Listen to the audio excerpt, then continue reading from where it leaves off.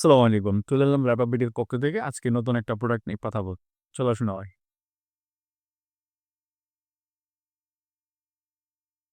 কি দেখতে পাচ্ছেন? এটি একটি বক্স। বক্সটা আমরা করেছি এর একটা প্রোগ্রামের জন্য। আপনারা অনেকেই জানেন যে আমরা প্যাকেজিং নিয়ে কাজ করি।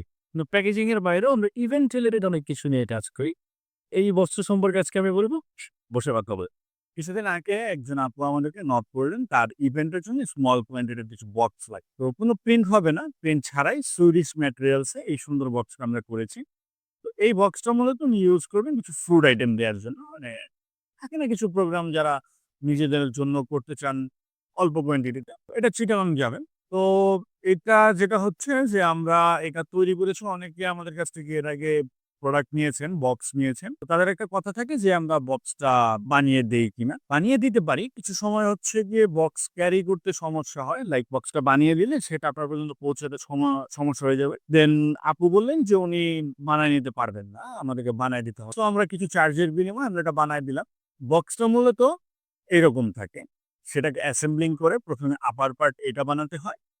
দেন লোয়ার পার্ট এটা বানাতে। ভেতরে দেখতে পাচ্ছেন একটি রিবন আছে। তো এটা হচ্ছে গিয়ে আপু বলেছিলেন যে আমরা রিবনটা বেঁধে দিতে পারবো কিনা। তো রিবনটা আমরা বেঁধে দেওয়ার পক্ষে ছিলাম না। তো আপুকে কনভিন্স করার ট্রাই করলাম যে আপু এই রিবনটা যদি আমি মানে বেঁধে দেই আপনার বক্সের মধ্যে তো আপনি তখন বক্সটাতে যখন ফুড ইন করবেন তখন হচ্ছে গিয়ে এই রিবনটা নষ্ট হয়ে যাবে। দেন আমরা একটা কাজ করলাম যে বোর্ড আমরা আলাদা মেক করলাম। মেক করে প্রতিটা বক্সের সাথে আমরা দিয়ে দিয়েছি।